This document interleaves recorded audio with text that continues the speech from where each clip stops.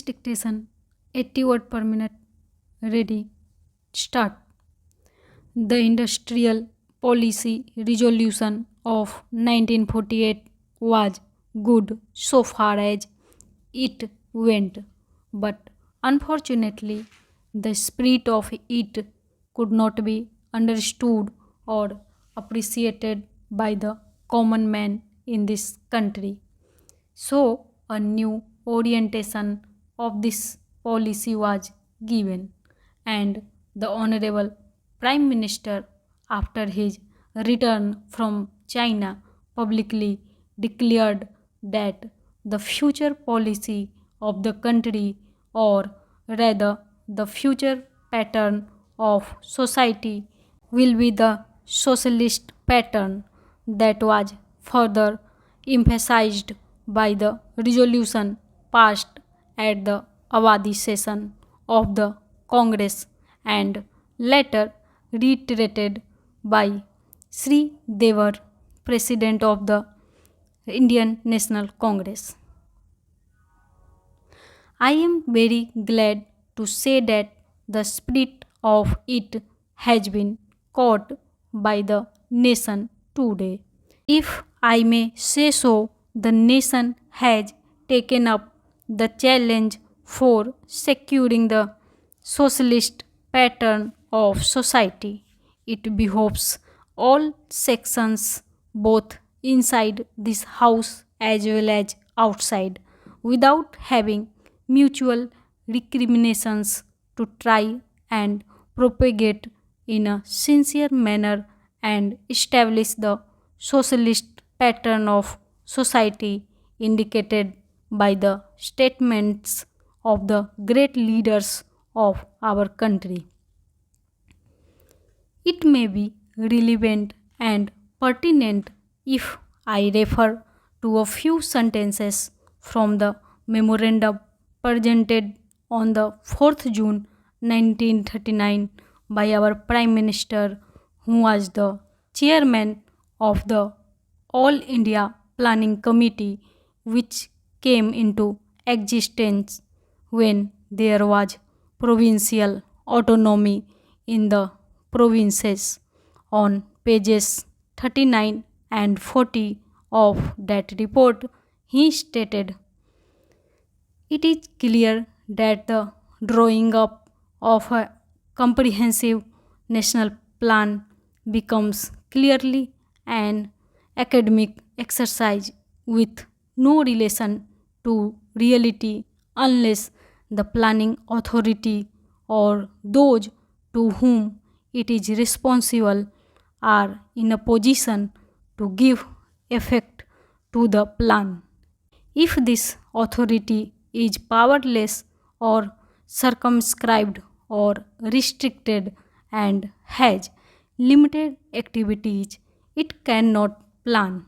An essential prerequisite for planning is thus complete freedom and independence for the country and removal of all outside control. This implies that the country possesses in itself full sovereign authority to take any measures, adopt any policies, and form any relations with other countries as may seem best to its governing authority in the interests of the country and its people.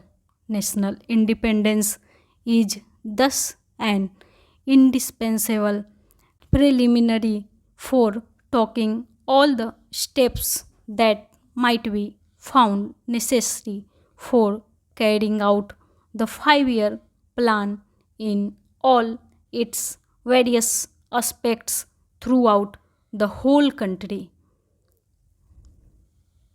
At the present moment, it is clear that not only have we in India no national independence, but we are hedged in and obstructed by numerous restrictions, limitations, safeguards, and reservations which block the path to planning and progress.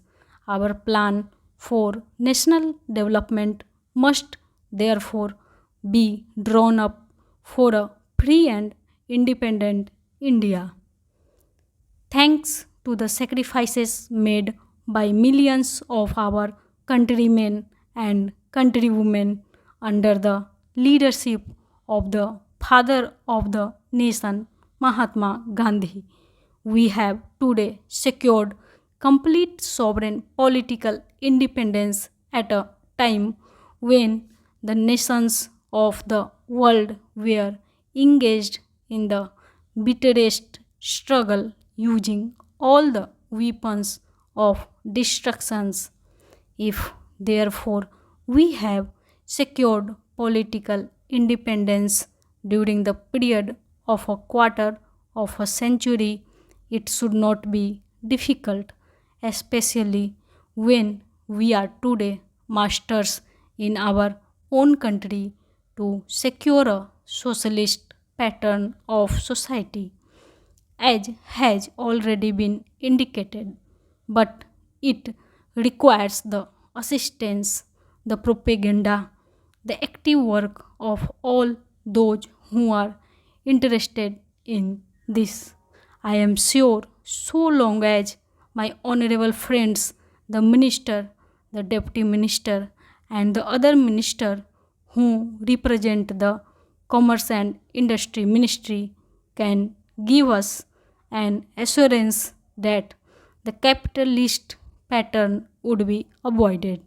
Some of us who believe in a 100% socialist democracy give an undertaking that certainly totalitarian policy will not be introduced in this country, because we have believed all along during the fight that we have given to the British government when we secured political independence, that we shall try to maintain democracy undiluted and a socialist democracy at that.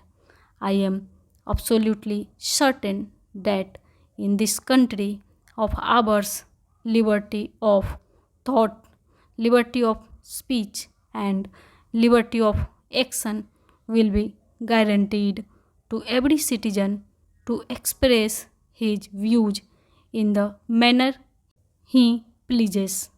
I therefore assure my honorable friend that so long as we do not, in the garb of a socialistic pattern, support a capitalist system, India will stand 100% for a socialist democracy. Now, luckily for us, the fundamental rights of the Constitution have declared that a citizen would be assured of many of the social amenities which will give reasonable comfort from the womb to the grave, but mere enunciation, as I have said many times, will not satisfy the common man unless the saying is put into effect.